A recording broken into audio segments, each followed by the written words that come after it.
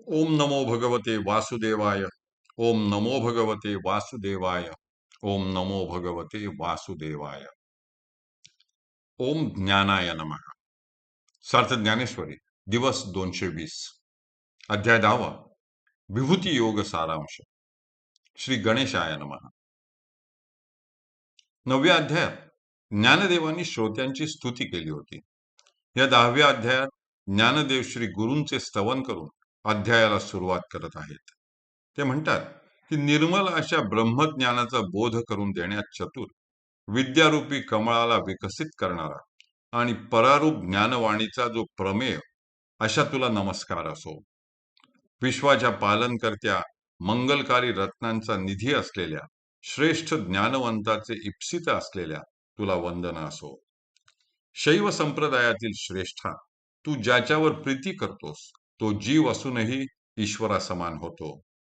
जर बुद्धीच्या बलाने श्री गुरूंच्या सामर्थ्याचे वर्णन करू म्हटले तर मोत्याला अभ्रकाचा मुलामा दिल्यासारखे होईल. गुरुचरणी लीन होऊन त्यांच्या पायी मस्तक ठेवणे हेच योग्य ठरेल. ज्ञानेश्वर गुरुना उद्देशून पुढे म्हणतात की हे स्वामी, तुम्ही माझ्यावर कृपादृष्टी केल्यामुळे कृष्णार्जुन रूपी संगमात मी प्रयाग येथील वटवृक्षाप्रमाणे झालो आहे.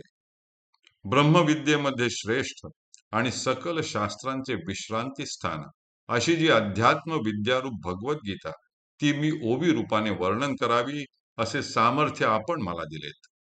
आत्तापर्यंत आपल्या कृपा प्रसादाने मी भगवद्गीतेच्या पूर्वखंडाचे वर्णन सहज लीलेने केले.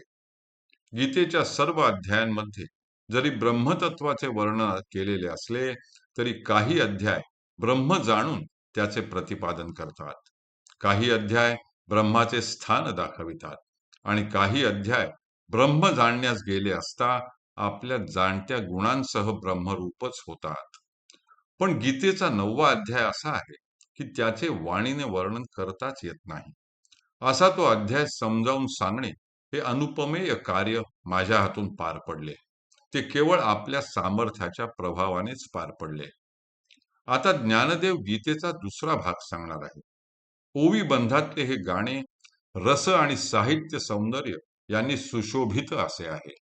ज्ञानेश्वरांनी ज्ञानेश्वरीमध्ये मराठी भाषेला संस्कृत भाषेच्या पंक्तीत नेऊन बसवले आहे.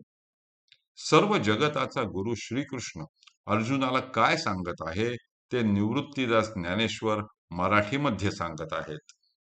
भगवान म्हणतात की अर्जुना, पहिल्या 9 अध्यायांमध्ये मी तुला जे सांगितले ते म्हणजे मी तुझ्या अवधान देण्याच्या भक्तीची शक्तीची परीक्षा पाहिली असे समज. तू त्या परीक्षेत उत्तीर्ण झाला आहेस. मी तुला आधी सांगितलेले ब्रह्मतत्वच आता मी अधिक विस्ताराने सांगणार आहे. पण ह्यात मी तुझ्यावर कोणताही भार टाकणार नाही. मी सांगत असलेले तत्वज्ञान तुला जसजसे अधिक कळत जाईल तसतसा माझाच आनंद वाढत जाणार आहे. मी आता ज्ञानाविषयी जे सांगणार आहे ते नीट लक्ष देऊन ऐक. तुला माझे यथायोग्य ज्ञान झाले नसेल तर असे समज की मीच हे सकल विश्व आहे. माझे स्वरूप जाणून घेताना वेदांची मती कुंठित झाली, मन आणि प्राण यांची गती थांबली आणि माझ्या तेजामुळे सूर्य व चंद्र अस्त पावले. अर्जुना, सर्व महर्षी, देव आणि इतर सर्व प्राणीजात यांचे मूळ व मूळ कारण मी असल्यामुळे मला पूर्णतः जाणणे त्यांना कठीण आहे. ज्याप्रमाणे उदरातील गर्भ आपल्या मातेला जाणण्यास असमर्थ असतो, त्याप्रमाणेच माझ्यापासून उत्पन्न झालेले हे सर्व मला जाणण्यास असमर्थ असतात. मोठ्या धैर्याने चित्ताची स्थिरता साधून देह व मनाला शुद्ध केल्यानंतर जर कोणी एखादा पूर्णतः शांत होऊ शकला तर तो क्रमाक्रमाने पंचमहाभूतांना ताब्यात आणू शकतो. मनाची ही स्थिती कायम झाल्यावर निर्मळ आत्मप्रकाशाने त्याच्या डोळ्यांसमोर उत्पत्ती रहित असे माझे स्वरूप त्याला दिसते. असा पुरुष देह, मन, बुद्धी आदींचे सर्व भाव तेथेच दृढ धरून माझ्या सत्य स्वरूपाचा अनुभव घेऊ शकतो.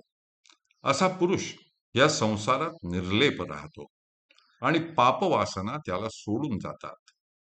मी कसा आहे आणि माझे विकार कोणते आहेत हे जाणल्यावर मला यथार्थपणे कसे जाणून घ्यावे हे तुझ्या ध्यानात येईल. माझे विकार निरनिराळ्या प्राण्यांमध्ये त्यांच्या प्रकृतीनुसार बनून सर्व त्रिभुवनात पसरलेले आहेत. हे विकार म्हणजे बुद्धी, ज्ञान, भ्रांतिरहितता, विश्वास, क्षमा, सत्य, शम, दम, यश आणि अपयश हे होत. ह्या भासमान सृष्टीचे जे पालक व चालक आहेत आणि ज्यांच्या आज्ञेने सर्व लोक वर्तन करतात, असे कश्यपादी 7 ऋषी आणि पहिले 4 मनु हे होत. ह्या 11 जणांचा जन्म माझ्या इच्छेने झाला असून हे सर्व राजे आहेत आणि जगातील सर्व प्राणी यांचे प्रजाजन आहेत. सर्वप्रथम एक बीज असते आणि मग क्रमाक्रमाने त्या बीजाचा अंकुर, बुडखा, फांद्या, शाखा, उपशाखा, पाने, फुले, फळे असा विस्तार होतो. त्याप्रमाणे माझ्या मनातील आदी संकल्पाचा विस्तार म्हणजे ही सर्व सृष्टी आहे. म्हणूनच मी तुला सांगत आलो आहे की मुंगीपासून तो ब्रह्मदेवापर्यंत सर्व सृष्टी म्हणजे माझेच विस्तारलेले स्वरूप आहे. अशा रीतीने माझ्या सत्य स्वरूपाला जो जाणतो त्यालाच खऱ्या ज्ञानाची प्राप्ती होते. हरिः ओम, हरिः ओम, हरिः ओम. हरये नमः, हरये नमः, हरये नमः.